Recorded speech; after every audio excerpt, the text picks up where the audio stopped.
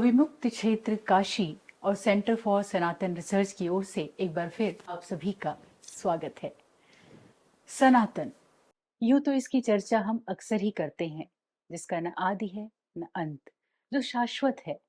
लेकिन आज के संदर्भ में अगर सनातन की व्याख्या करें तो ये सिर्फ धर्म नहीं बल्कि जीवन शैली है, एक संस्कृति है, एक सभ्यता है, एक आदर्श है।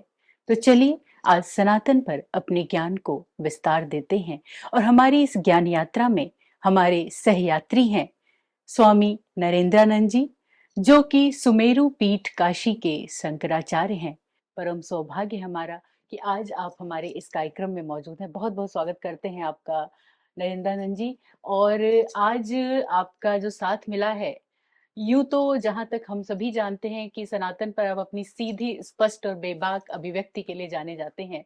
तो आज अगर सनातन की बात करें तो आपकी दृष्टि में आज के संदर्भ में सनातन की व्याख्या कैसी है? वेदों ने धर्मम चर, मीमांसकों ने अभ्युदय निशेष सिद्धि स धर्म, या गीता की दृष्टि से यदा यदा ही धर्मस्य ग्लानिर्भवति भारत, धर्म शब्द ही उपयुक्त किया है। जी।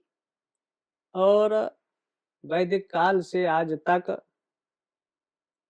भविष्य में जब अनेक तरह की विसंगतियां उत्पन्न हुई तो व्यास भागवत में सनातन शब्द जोड़ते, भगवत सोत मिच्छामि नृणाम धर्मम सनातन शब्द कहा।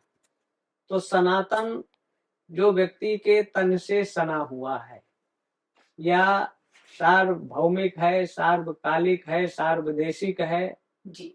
और व्यक्ति की जीवन में अनुश्रुत है, जो शाश्वत के रूप में जिसका आदि अंत नहीं है।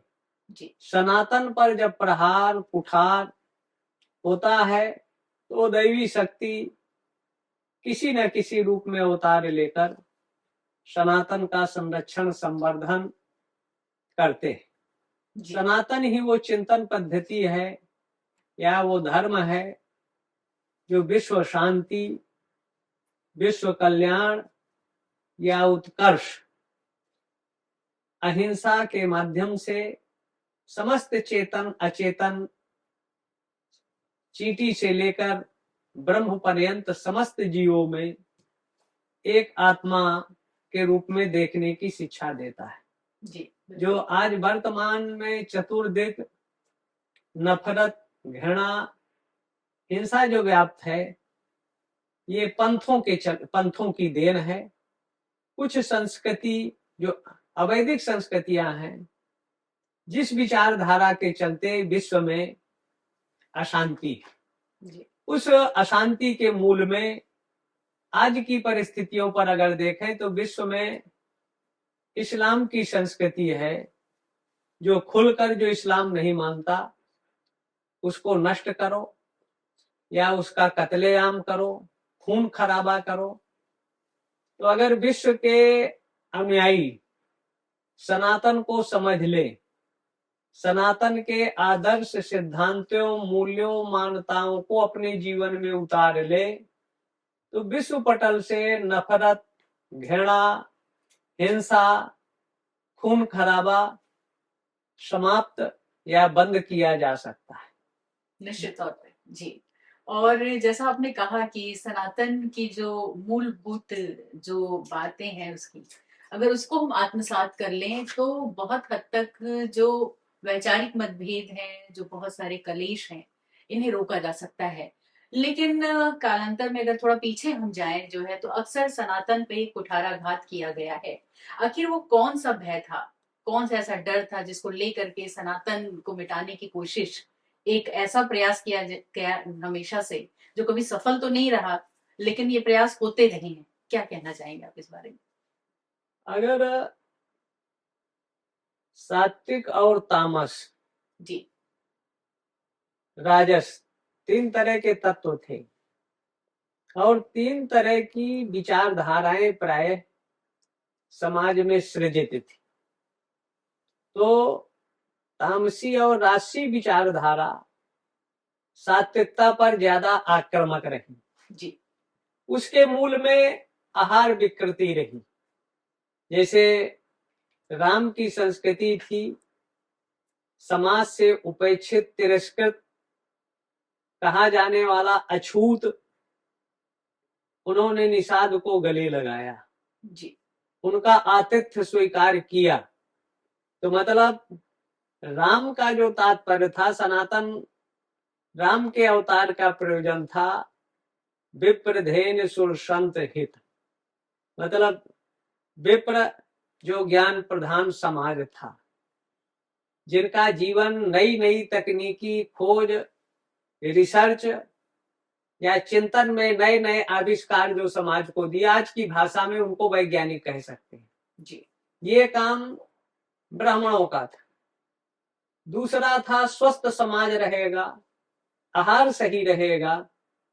तो दूसरा इस धरा का हेल्थ का सबसे बड़ा कारण गाय थी जी, कि गाय के अगर पदार्थों का सेवन लेगा तो उनकी चित्तवृत्ति भी सही रहेगी जी, सोच भी सही रहेगी, और शरीर अगर सही रहेगा तो सब काम सही रहेगा।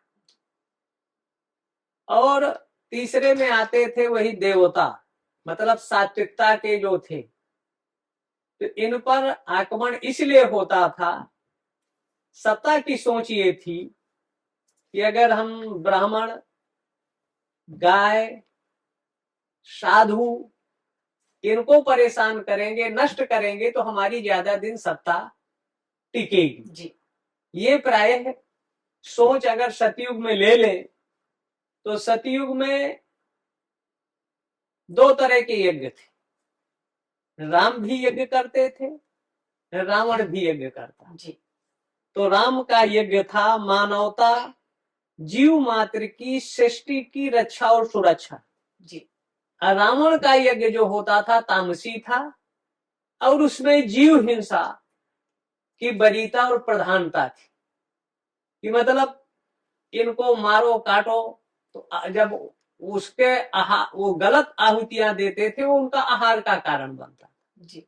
जब आहार विकृत होता था तो उनकी सोच, उनका चिंतन, तो सनातन पर प्रहार अगर देखा जाए तो 14वें मनवंतर के 28वें तेता 1,79,76,000 वर्ष पूर्व राम का काल आता है।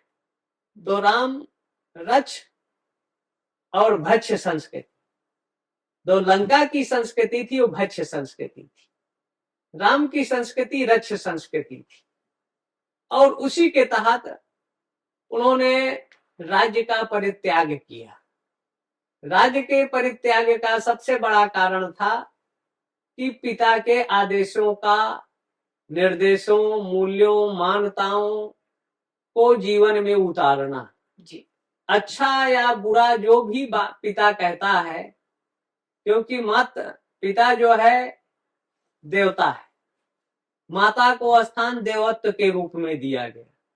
तो माता की आज्ञा है वो भी सौतेली माँ की आज्ञा है। तो धर्म ये कहता है माता पिता जो कहें बिना विचारे उनके आदेशों को, बातों को जीवन में आत्मसात पालन करना चाहिए। इसके तहत उन्होंने पालन किया। दूसरे तरफ रावण को उसका भाई समझाता है, मामा मालवान समझाता है कि अधर्म का रास्ता छोड़ दो जी। उसका भाई विभीषण भी समझाता है, लेकिन वो अधर्म का रास्ता नहीं छोड़ता जी। जैसे महाभारत काल में कृष्ण जैसे भगवान दुर्योधन को समझाने के लिए गए और यहां तक कहा कि भाई अधर्म का रास्ता छोड़ दो। तो उन्होंने कहा कि जानामि धर्मम नामे प्रवृत्ति, धर्म क्या है मैं भली भांति जानता हूं, लेकिन मेरी उस पर प्रवृत्ति नहीं।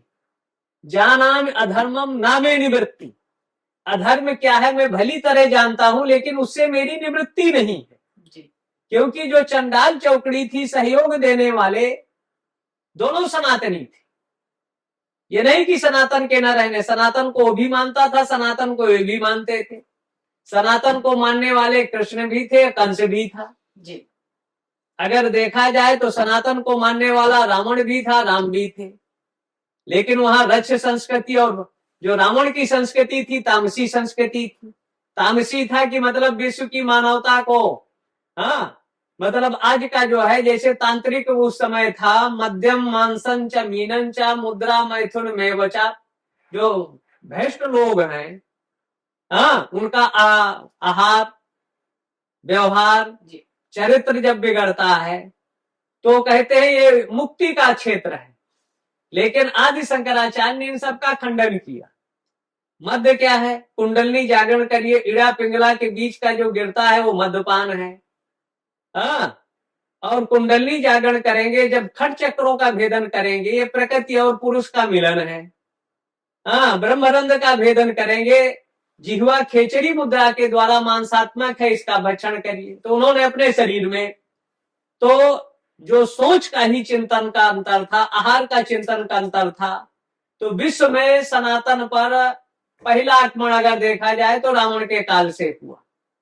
और जो लोगों की आस्था श्रद्धा का आधार था नारी, नारी को मतलब आज की भाषा में ट्यूशन प्रणाली का सबसे बड़ा जनक रावण था, सनातन के विपरीत। और सनातन संस्कृति में गुरुकुल का आधार जो है, गुरु गृह पढ़न गए रघुराई, राम गुरुकुल में जाते हैं और चतुरानन जो है ब्रह्मा रावण के यहाँ ट्यूशन प्रणाली में चेला के यहाँ जाके पढ़ाने जाता है।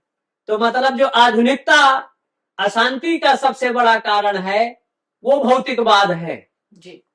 और जो शांति एकता का प्रश्न है तो राम की संस्कृति है, रक्ष संस्कृति, और रावण की भक्ष्य संस्कृति थी। और जहां तक पाइए जिसको पाइए, उसी रावण की भक्ष्य संस्कृति में आज जो अशांति का पर्याय है, आक्रमण का पर्याय है, वो इस्लाम है।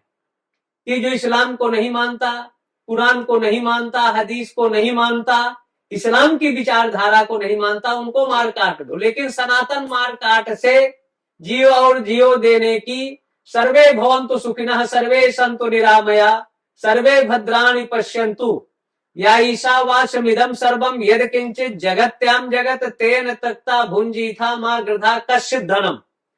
मतलब समग्र जीवों में वो परम सत्ता, ईश्वर सत्ता, अद्वैत के दृष्टि से सब में एक तत्व को देखता है। तो वहां नफरत, घृणा, हिंसा का स्थान नहीं। लेकिन जब वो अपनी विचारधारा दूसरे पर थोपना चाहता है तो कि नहीं मानता तो इसको मार दो, कत्ल कर दो, या जितना संसदीय कार्य है, अमर्यादित कार्य है, अलोकतांत्रिक वो करता है। और अशांति का पर्याय आज पर विश्व पर अगर देखा जाए तो सतयुग में भी रहा, त्रेता में भी, जब किसी का अधिकार नहीं मिलता। ये नहीं कि अर्जुन को पता नहीं था, अर्जुन को पता बोध रहते हुए कि हमको लड़ना किससे है, तो गुरु से लड़ना है, चाचा पीती से लड़ना है। जब युद्ध के मैदान पर पहुंचते हैं तो मोह उत्पन्न होता है कि पहले तैयारी किए, चतुर्दिक व्यवस्था किए, जब लड़ने का समय आया तो मतलब जब व्यक्ति कर्तव्य से हटता है, उन परिस्थिति में युद्ध के मैदान पर भगवान ने 700 श्लोकों के माध्यम से संदेश देकर कर्तव्य से विमुख व्यक्ति को कर्तव्य पथ पर सक्रिय करता है। तो सनातन जो है स्वकर्तव्य का बोध कराता है, शांति, अधार्मिक और जो मानवता के नाशक है या मानवता के द्रोही है, ऐसे लोगों को नियंत्रण कर धर्म स्थापना के लिए समझाने को उन्होंने सूर्योधन और धृतराष्ट्र को बहुत समझाने का प्रयास किया, लेकिन उनके समझ में नहीं आया। तो विनाश काले विपरीत बुद्धि, जब विनाश का समय आता है तो जाको दुख दारुण प्रभु देहि ताकि मत पहले हर ले, उसकी बुद्धि विवेक नष्ट हो जाता है। लेकिन अगर ईश्वरी सत्ता पर जाए तो ईश्वरी सत्ता सबको एक बार चांस देती है, सुधारने का प्रयास करती है कि भाई ये गलत रास्ते का परित्याग कर दो। तो विश्व में जो अशांति है, विश्व पटल पर अगर हम 3000 पूर्व चले जाए तो विश्व में सनातन ही था। सनातन के अतिरिक्त विश्व में कोई विचारधारा, चिंतन या संस्कृति नहीं थी सबके मूल में। लेकिन जिन्होंने सनातन से त्याग किया या हटे, वो एक अलग विचारधारा, चिंतन, जैसे बुद्ध, वो भी सनातन संस्कृति से ही थे, क्षत्रिय थे। महावीर क्षत्रिय थे उन्होंने, और ये मोहम्मद भी जो है ये भी सनातन से ही थे, ये अलग हुए।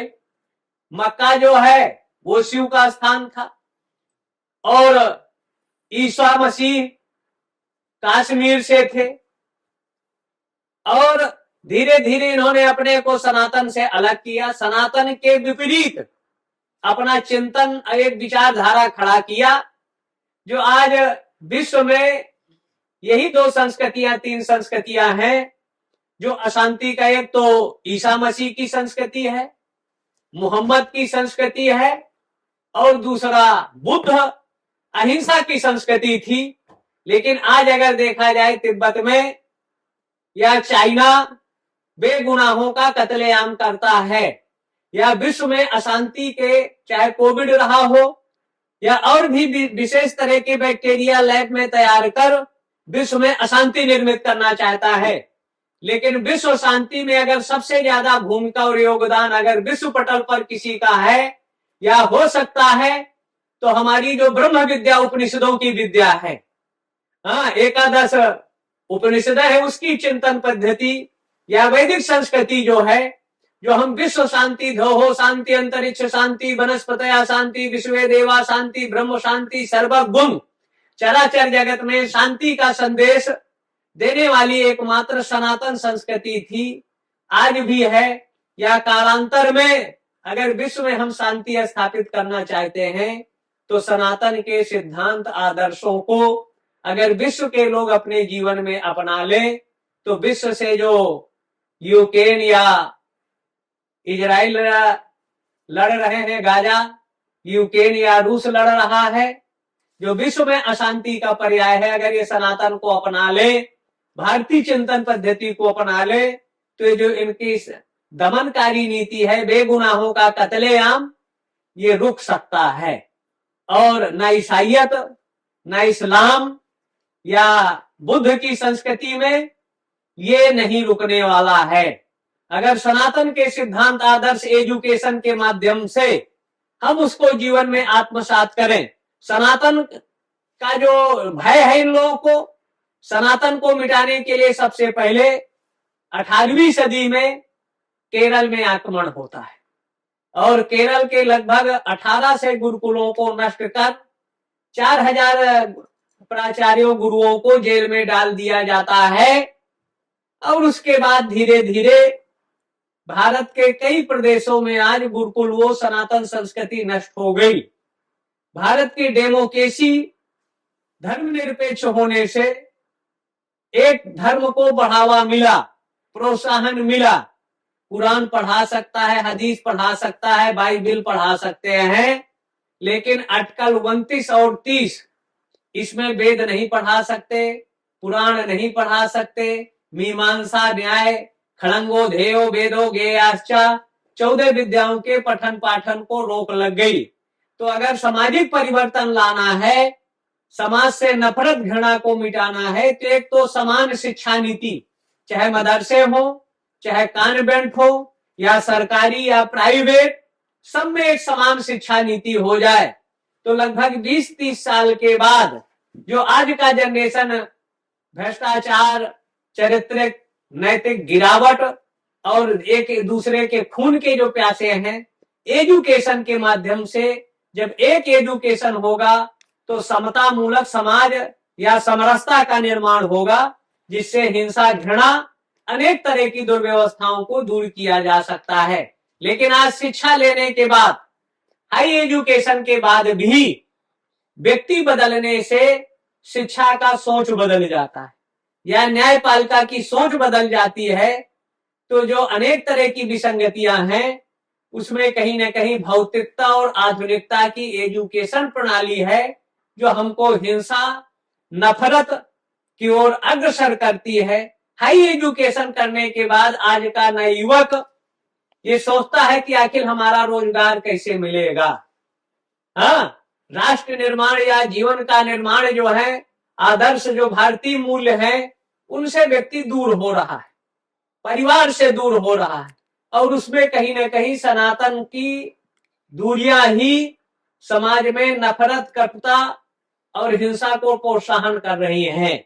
जी सनातन और जैसा कि हम ये समझ पा रहे हैं कि वर्षों से जो कुछ कुरीतियां हम पर हावी रही हैं, जो सनातन के मूल तत्व हैं, हम कहने को तो अपने को सनातनी आज भी मानते हैं, लेकिन सनातन क्या है, उसके आदर्श क्या है, क्या जीवन पद्धति है, ये शायद समझने में हमने अभी काफी देर कर दी है। और इसे जितनी जल्दी हम समझ लें उतना ही हमारे लिए, हमारे देश के लिए अच्छा होगा। परिवार की अगर बात करें स्वामी जी, तो परिवार में सनातन जो जीवन पद्धति है, हम सिर्फ धर्म की बात उसे नहीं करेंगे, सिर्फ धर्म कहना शायद इसकी सीमित व्याख्या होगी। तो इस तरीके से जो तमाम कुरीतियां परिवार के अंदर भी व्याप्त हैं, सीमित सोच है, आत्म केंद्रित मनुष्य होता जा रहा है, परिवार का विघटन हो रहा है, और जो बच्चे हैं वो कहीं ना कहीं भटके हुए हैं, माता पिता भी भटके हुए हैं। इसको लेकर के सनातन के परिप्रेक्ष्य में किस तरीके से यहाँ सुधार की संभावना है? परिवार संयुक्त रहते थे और जो मैरिज आदि होता था जी माता पिता स्वजात में होता था। आज जो मैरिज एक्ट में संशोधन कर अंतर जाति को प्रोत्साहन दिया है। अर्जुन ने गीता में यही शंका किया कि युद्ध होगा, ज्यादातर लोग मरेंगे, तो समाज में वर्ण संकरता फैलेगी। जी अब जो मैरिज है, पहले लड़का लड़की कभी एक दूसरे को देखते नहीं थे, दोनों के, लड़की और लड़का के माता पिता देखकर अनुमोदित कर मैरिज कर देते थे। 99% उनका विच्छेद तलाक नहीं होता था। निश्चित। पूरा परिवार 10, 20, 50, 100 परिवार में लोग रहते थे, शांति से सबका व्यतीत हो जाता था। छोटे बड़े की नैतिकता शिष्टाचार के तहत बर्ताव होता था, हर व्यक्ति अपने नैतिक दायित्वों का निर्वाह होता था, लड़ाई झगड़े अपने आप समाप्त होते थे। आज शादी हुई नहीं, पहले से ही हॉस्टल की जिंदगी लड़की या लड़का जी रहे। परिणामतः हॉस्टल के बाद वो आते हैं, जब मैरिज एक्ट में बंधते हैं तो होता है कि माँ बाप को बोझ लगने लगता है। और आज जो उसका दुष्परिणाम, जापान सबसे ज्यादा विकसित है, लेकिन 60, 65 या 70 होते होते जी लड़के वहां के प्रोत्साहित करते हैं कि माँ बाप का कत्लेआम या उनके जो नाती है उनका कत्लेआम कर दो या मार दो, जिसका परिणाम है कि 2-4 साल में वहां दैवी आपदाएं आती हैं। अभिवादनशीलश्च नित्यं वृद्धोपि सेविनः चत्वारि तस्य वर्धन्ते आयुर्विद्या यशो बलम। तो जो दैवी आपदा है कहीं न कहीं वृद्धों के तिरस्कार और अपमान से है। जो आज का नवयुवक माँ बाप को कहता है कि आप समझ नहीं रहे, जब बालक को बोलने नहीं आता है तो उनकी भाव भंगिका से माताएं समझ लेती थी कि ये बालक क्या कहना चाहता है। तो जो आधुनिक शिक्षा का है, तो ये हमको विघटन और एकाकी जीवन जीने की प्रेरणा देता है। तो शिक्षा संस्कारित जब तक नहीं होगी और संयुक्त परिवार नहीं होंगे, हम अकेले माँ पति पत्नी रह रहे हैं, दोनों नौकरी में चले गए, अब बच्चा को घर में छोड़ दिए नौकरानी के भरोसे, तो नौकरानी को अपना वो माँ बाप मान लेता है, माँ बाप से उससे मतलब नहीं रहता। या मान लीजिए कहीं घटना दुर्घटना कुछ हो जाए, एक घर में है एक ऑफिस में है, कौन उसका, संयुक्त परिवार रहते थे, तो आज जो अनेक तरह की विसंगतियां परिवार में उत्पन्न हो रही हैं तो नहीं होती थी, क्योंकि कहीं ना कहीं सास ससुर उनका ध्यान रखते थे, सही दिशा निर्देश देते थे और सुझाव देते थे। तो आधुनिकता ही आज अशांति का सबसे बड़ा कारण है। भौतिकवाद, भौतिकता में सुख है लेकिन शांति नहीं है, अशांति का सबसे बड़ा कारण है। लेकिन जो प्राचीन संसाधन थे वो प्रकृति के विपरीत रहते थे। जैसे फूस की झोपड़ी है, ठंडी में गर्म रहेगा और गर्म में ठंडा रहेगा, या कच्चे मकान, बिजली नहीं रहे तो कम से कम शीतल जल मिट्टी का घड़ा मिलता था। फूल, पीतल, तांबा, लोहा के बर्तन होते थे। तो उससे पकाए हुए, अग्नि में पकाया हुआ भोजन जो है प्रदूषण और बैक्टीरिया रहित रहता था। एल्युमिनियम के बर्तन में पकाए हुए खाद्य पदार्थ ज्यादातर इसके 90-97% पोषक तत्व नष्ट हो जाते हैं और ज्यादातर बीमारी का कारण ये एल्युमिनियम है, प्लास्टिक है, स्टील है। लेकिन पहले पीतल, फूल या मिट्टी का बर्तन रहता था, तो मिट्टी के बर्तन में पकाने पर शरत, सुश्रुत, बाघभट्ट या धन्वंतरी का ये कथन है कि मिट्टी के बर्तन में और अग्नि में पकाया हुआ भोजन में 100% 99% पोषक तत्व रहते हैं और शरीर के विषैले घातक तत्वों को निकालता रहता है, जिससे स्वस्थ समाज रहता था। जी। आज की एक तो 50% नकली दवाएं, 50% नकली खाद्य पदार्थ और 6-6 महीना, साल भर के प्लास्टिक के पैकिंग पदार्थ जो व्याधि और बीमारी का सबसे बड़ा कारण है। तो हम अगर आज भी कोविड जैसे काल में सनातन धर्म की संस्कृति की ओर लोग बढ़े, यहां तक डॉक्टरों ने कहा, नेताओं ने कहा, अधिकारियों ने कहा कि एक दूसरे को छुओ नहीं, स्पर्श से बीमारी बढ़ती है। और वही सनातन धर्म वाले जब कहे, सनातन के ग्रंथों ने कहा, तो कहा ये तो ढोंग फैला रहे हैं, पाखंड फैला रहे हैं, भ्रम कर रहे हैं। तो आज भी आधुनिकता, भौतिकता, जहां आज दुनिया के लोग अपनी अपनी वाहवाही लूटते हैं, लेकिन आज भी भारत में प्रतिभाओं की कमी नहीं है। लेकिन सबसे ज्यादा विकृति है संवैधानिक, जहां योग्यता का स्थान नहीं है।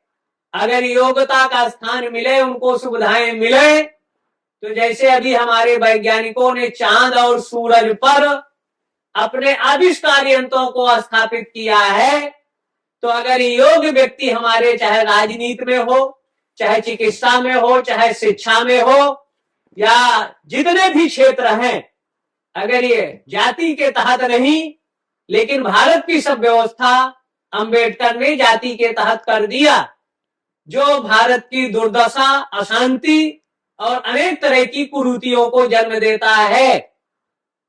भारत में क्लर्क के लिए, मास्टर के लिए, इंजीनियर के लिए, आईएएस, आईपीएस, पीसीएस के लिए योग्यता है, लेकिन देश चलाने वालों के लिए कोई योग्यता नहीं है। ऐसा दिशाहीन, बुद्धहीन संविधान ही अनेक तरह की विकृतियों को जन्म देता है। यहाँ ये होना चाहिए, किसी जाति का हो, किसी वर्ग का हो, अगर योग्य है तो उसको स्थान, अगर योग्य डॉक्टर होगा तो लोग मरेंगे नहीं, अस्पताल में तोड़ फोड़ नहीं होगी, योग्य पायलट होगा तो रेल का एक्सीडेंट नहीं होगा, योग्य ड्राइवर होगा तो लड़ेगा नहीं।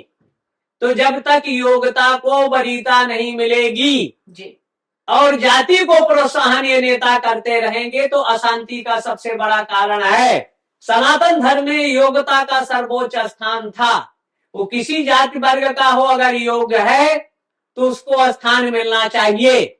इतिहास हमारे यहाँ का रहा, जैसे नापित नंद बिहार का राजा होता है, जब वो अशांति उत्पन्न करता है तो चाणक्य ने चंद्रगुप्त मौर्य एक सब्जी वाले को राजा बनाता है। और अगर देखा जाए तो अगर अयोध्या के चक्रवर्ती सम्राट हरिश्चंद्र थे, तो काशी में जब वो बिकने के लिए आते हैं, तो यहाँ कोई ब्राह्मण, क्षत्रिय, वैश्य, पूंजीपति कोई हरिश्चंद्र को खरीदने की स्थिति में नहीं रहा। तो काशी का एक अंतज, एक कट लेंगे ने महाराज जी, कट। और जब सनातन की बात करते हैं, तो जैसा कि अभी स्वामी जी बता रहे थे कि चाहे राजा हो या किसी भी निम्न स्तर का ही व्यक्ति समाज की प्रणाली में क्यों न हो, लेकिन उसकी योग्यता ही आधार है सनातन के हिसाब से कि वो राजा बनेगा या ऐसा कोई कार्य करेगा जो कोई किसान या कोई मजदूर कर सकता है। जन्म के आधार पर ये तय नहीं होता था। हाँ, ये अलग बात है कि समय बीतता गया और बहुत सारी कुरीतियां, बहुत सारे अपभ्रंश, बहुत सारी मिथ्या धारणाएं भी साथ में जुड़ती चली गईं। सनातन प्रगतिशील समाज, आधुनिक समाज और खुद को विकसित मानने वाले हमारे युवा वो सोचते हैं कि हमने अपनी तरक्की कर ली तो हमारी तरक्की हो गई। लेकिन अगर सनातन के दृष्टिकोण से देखें तो सही मायने में प्रगति क्या है, तरक्की क्या है, या खुद को विकसित करने का अर्थ क्या है? जी। अब आजकल विकास का मतलब भवन है, रोड है कि हम ये विकास कर लिए। जब तक लोगों का बौद्धिक विकास नहीं होगा, जी, सोच का परिवर्तन नहीं होगा, तब तक समस्याएं अत्यधिक जटिल और विशद होती रहेंगी। और इन सब को परिवर्तनशील नैतिकता से ओतप्रोत एजुकेशन होना अत्यंत आवश्यक है। जी, लेकिन नैतिकता विहीन समाज, चाहे राजनीति हो, एजुकेशन हो, छोटे बड़े के प्रति हमारा नैतिक कर्तव्य क्या है, राष्ट्र के प्रति, समाज के प्रति, परिवार के प्रति, धर्म के प्रति, जब तक व्यक्ति नैतिक कर्तव्यों का बोध नहीं होगा। आजकल क्या है, हम पढ़ लिए, पढ़ाई में जो शिक्षा का स्तर है, सामान्य आदमी तो नहीं लेकिन जो हाई सोसाइटी है, मध्यम है, 25-50 लाख 5 करोड़ लेकर वो पढ़ते हैं और पढ़ने के बाद अनैतिक ढंग से जब वो नौकरी पर जाते हैं तो फिर वो भ्रष्टाचार को बढ़ावा देते हैं। तो जब तक समान शिक्षा नीति से व्यक्ति की सोच बदलेगी, और जब तक सोच नहीं बदलती है, चिंतन नहीं बदलता है, उनकी विचारधारा नहीं बदलती है, कुछ भी कर लो। एक बाप 4 लड़कों को 1-1 करोड़ रुपए देता है, 1-1 मकान देता है कि इससे तुम खुशहाल जीवन जियो, विकास करो, प्रगति करो, जो चाहो करिए। अब उसी 4 में से पीने खाने वाले हैं, 2-4 महीना में अपना खान पान में उड़ा देंगे जी। एक जुआ खेलने वाले हैं, महीना 15 दिन में जुआ हार जाएंगे। एक उसी में बिजनेस करके 1 करोड़ से 50 करोड़ पहुंच जाता है। तो जब तक व्यक्ति की सोच, आहार व्यवहार का परिवर्तन नहीं होगा तो प्रगति और विकास की तो बातें बहुत हैं कि हमने विकास कर लिया, ये कर लिया।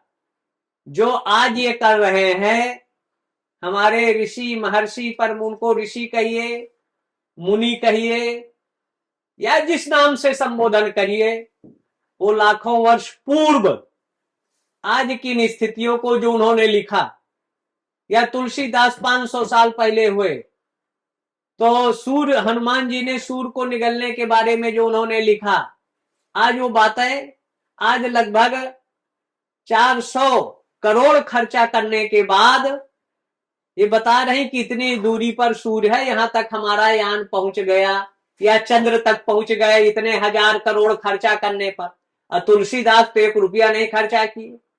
तो उन्होंने अपने को जागृत किया, अपनी कर्म इंद्री ज्ञान इंद्रियों को जगाया, और यदि पिंडे तद ब्रह्मांडे, विश्व ब्रह्मांड में कहा क्या हो रहा है, इस पिंड से उन्होंने स्थूल सूक्ष्म और कारण, अपनी स्थूल दृष्टि को सूक्ष्म दृष्टि से उन दृश्यों को आत्मसात किया और लेखनी से लिखा।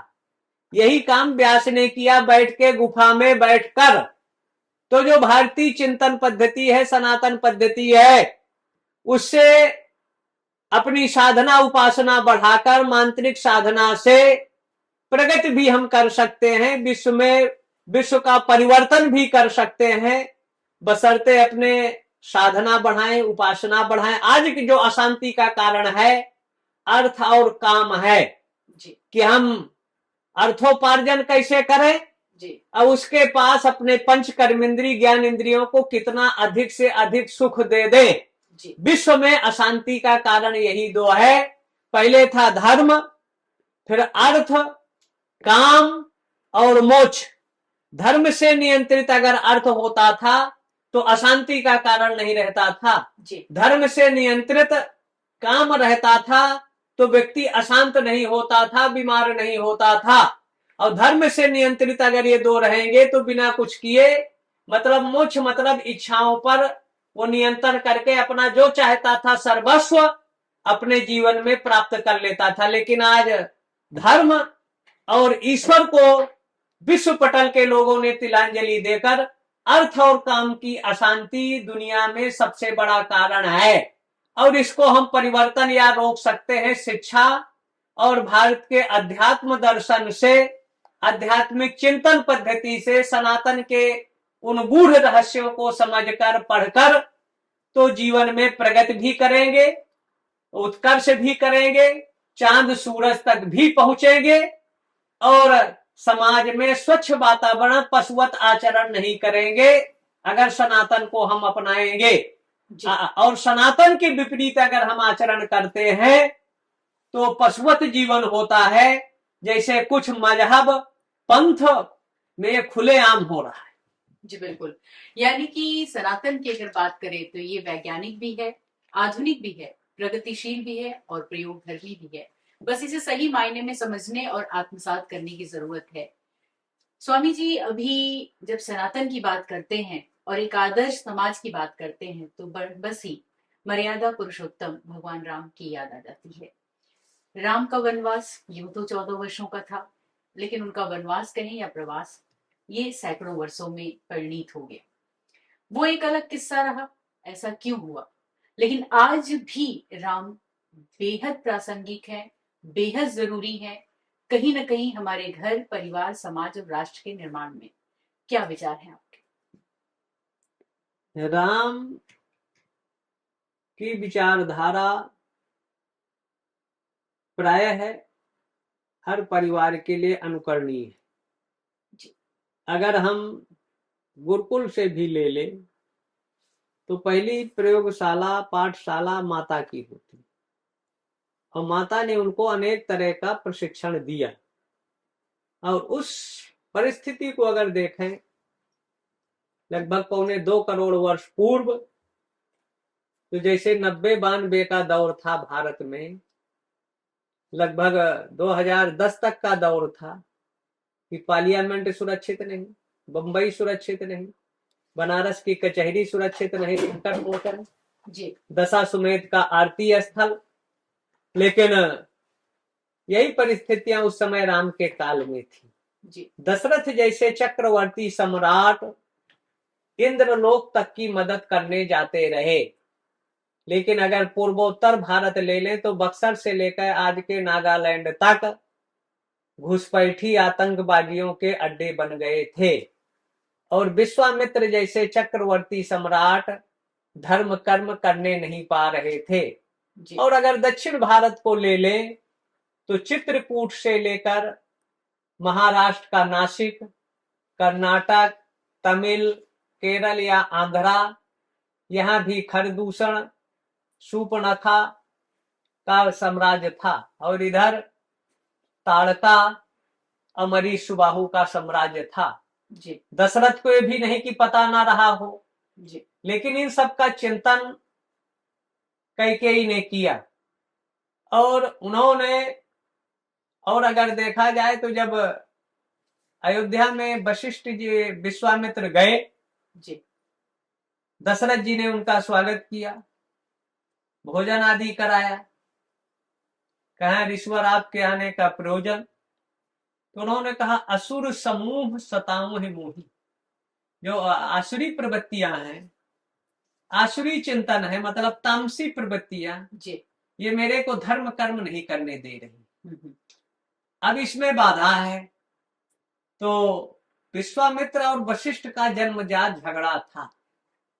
विश्वामित्र ने वशिष्ठ के लगभग 99 पुत्रों का कत्लेआम कर दिया।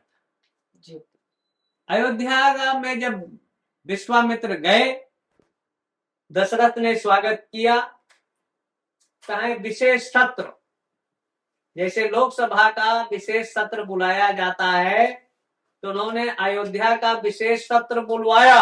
जी। अब बुलवाने के बाद मतलब लोकसभा सत्ता पक्ष के वशिष्ठ जी को बुलाया और विपक्ष की भूमिका में विश्वामित्र। जब वशिष्ठ जी आए तो विश्वामित्र साष्टांग लंबी दंडवत किया।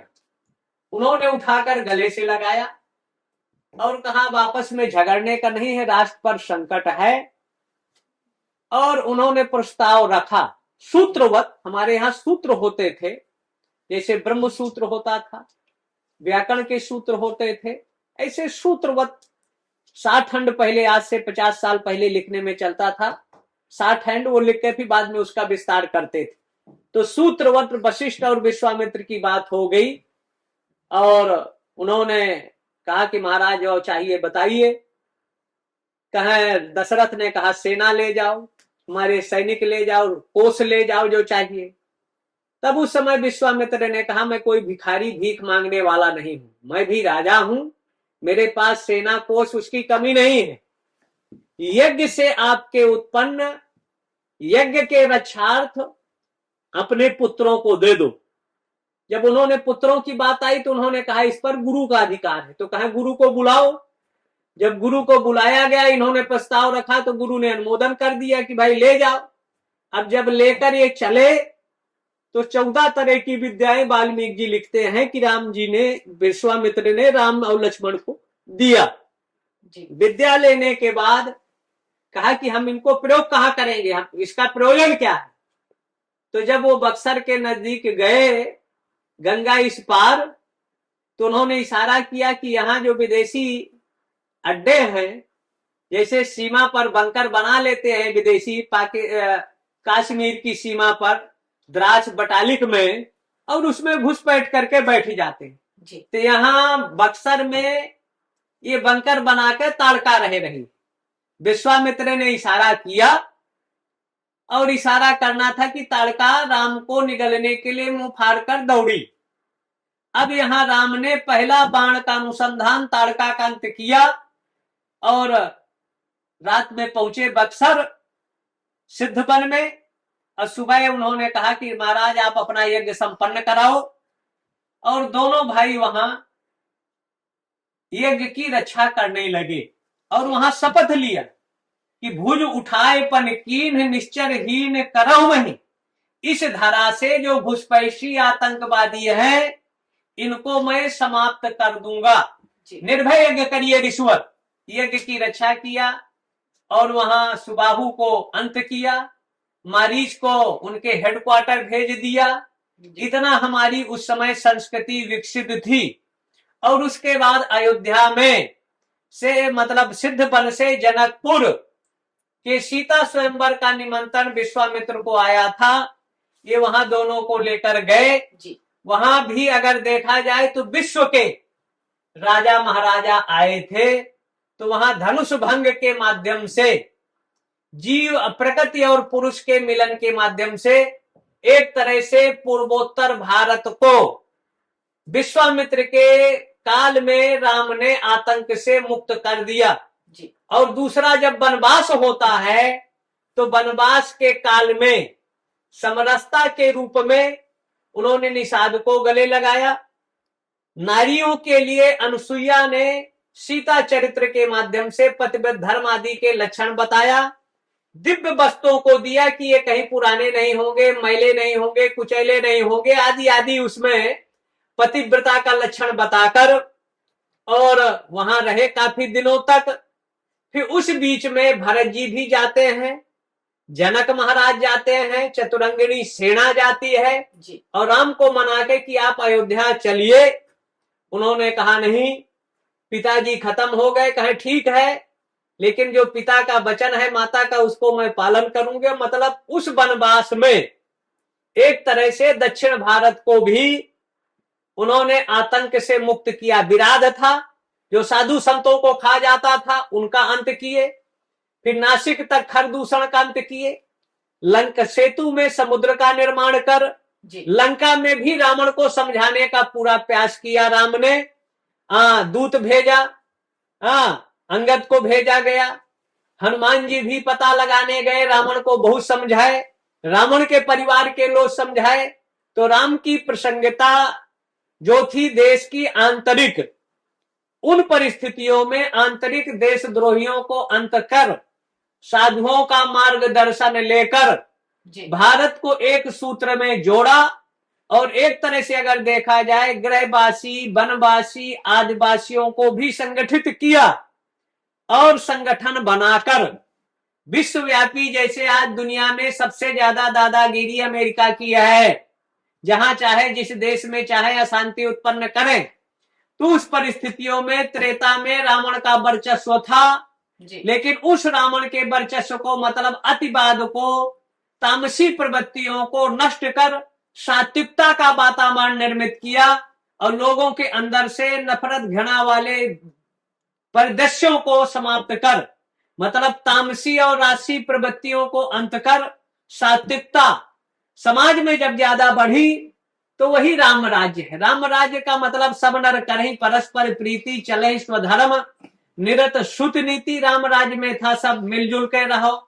और राम ने कहा था, जो अनीत कछु भाखो, भाई अगर मैं कुछ अनीत करता हूं तो प्रजा को अधिकार है कि निर्भय होकर मेरे को रोक सकते हो जी। बिल्कुल। तो राम की प्रासंगिकता आज परिवार में, अगर राम वनवास नहीं जाते तो अयोध्या में रक्तपात हुआ होता, कितना खून खराबा होता।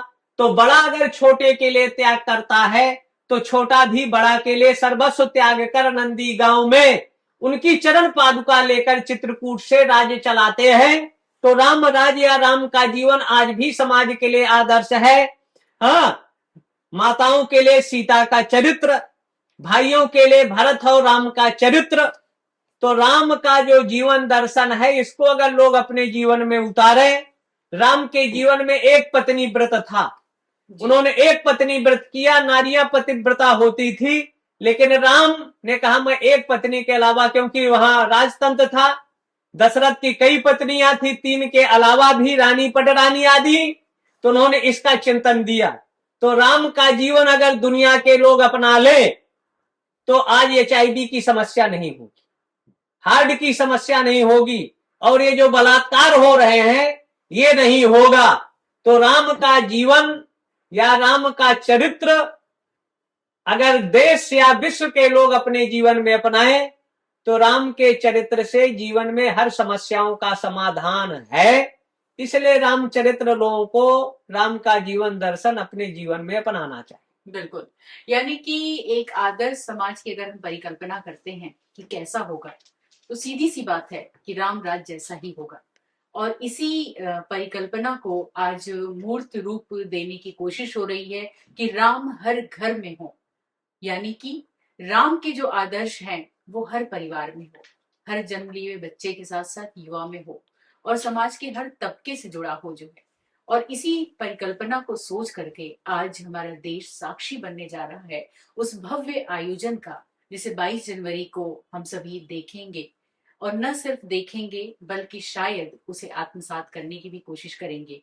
एक लंबे अरसे के बाद, एक बड़ी प्रतीक्षा के बाद स्वामी जी, वो दिन आ रहा है कि जब भगवान राम अयोध्या में एक बार फिर अपने सही स्थान पर विराजमान होंगे और हम सभी इसके साक्षी बनेंगे।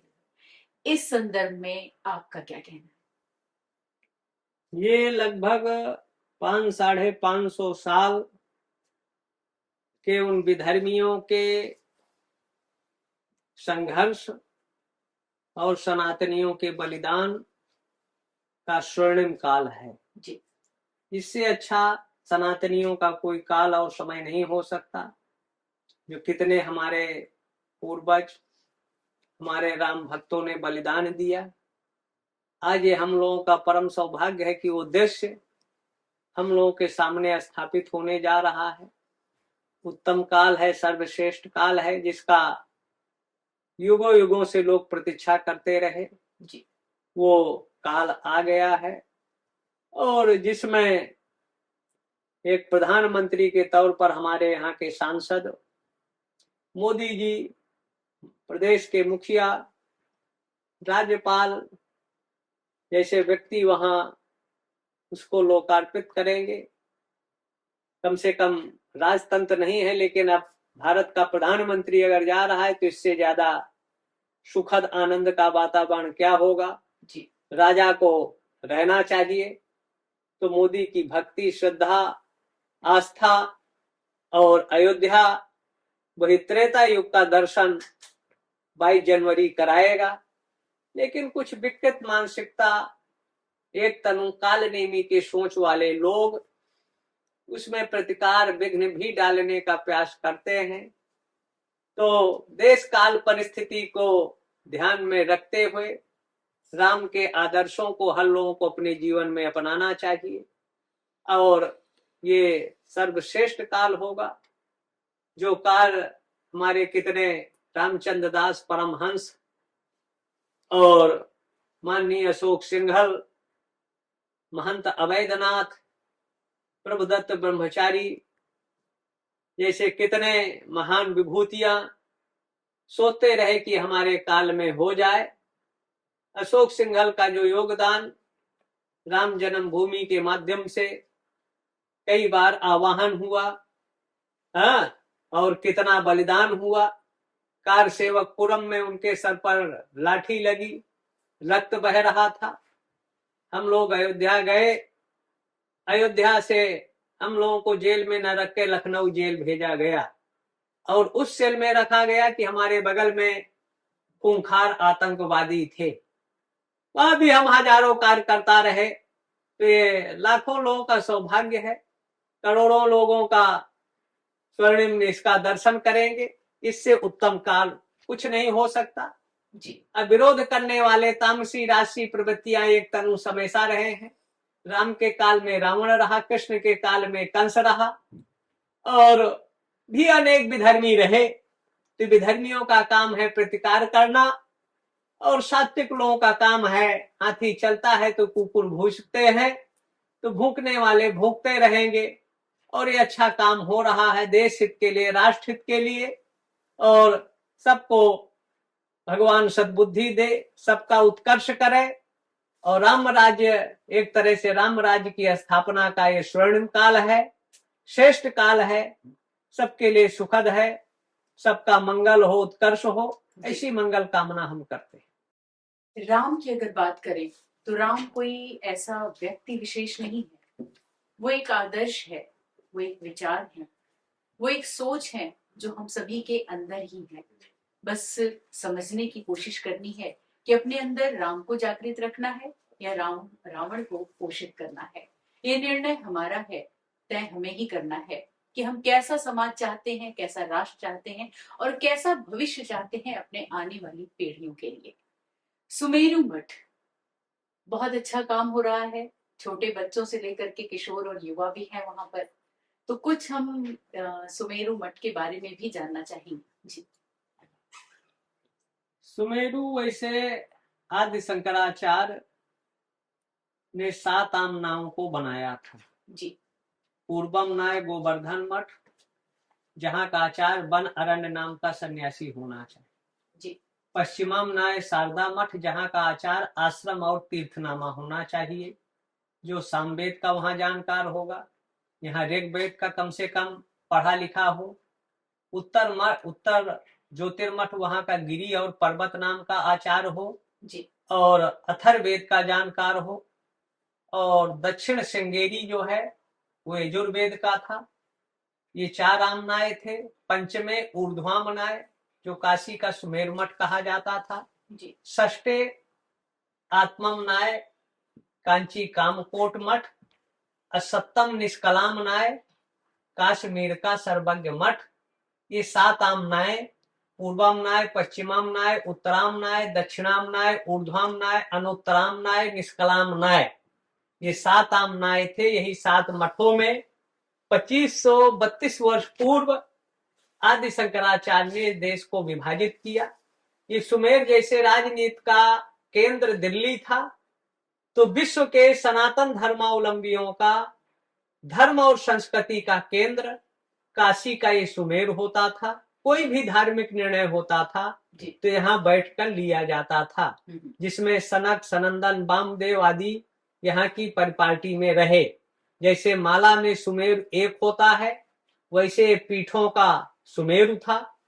जैसे कोई प्रदेश केंद्र का विरोध कर स्वतंत्र नहीं रह सकता, तो ये राजनीतिक, जैसे सेना प्रमुख दिल्ली में रहता है और सेनाएं बॉर्डर पर रहती है जी। तो सुमेरु मठ के ये 4 चौकियां थी, जो सुमेरु केंद्र के रूप में था।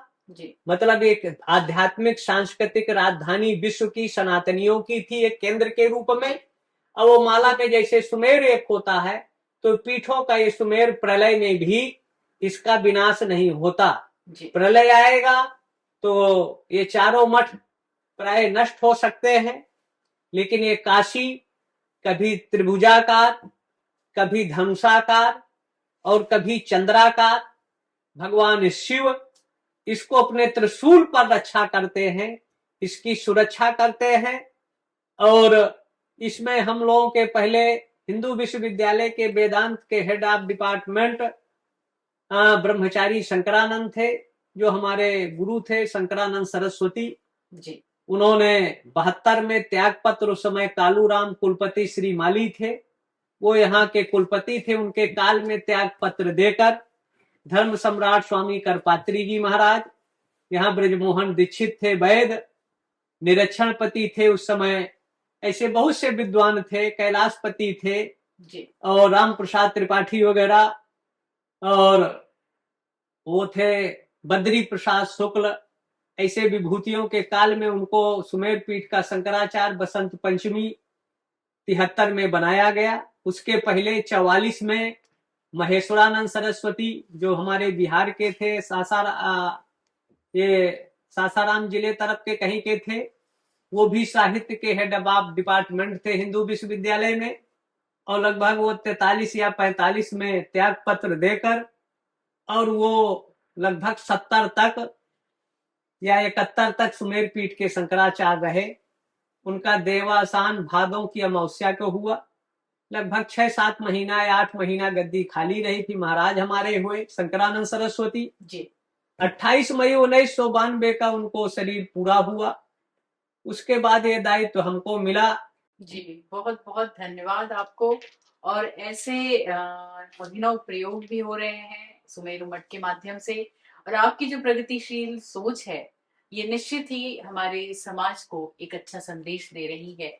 आपको एक बार फिर बहुत बहुत धन्यवाद देंगे कि आपने अपना ये बहुमूल्य समय हमें दिया और इतनी ज्ञानवर्धक बातें सनातन को लेकर, राम को लेकर के जो आपने हमारे दर्शकों तक पहुंचाई। तो इसी उम्मीद के साथ कि सनातन को लेकर के कुछ और अच्छी बातें होंगी सेंटर फॉर सनातन रिसर्च की ओर से। लेकिन आज के लिए इतना ही, दीजिए इजाजत, फिर होगी मुलाकात। नमस्कार।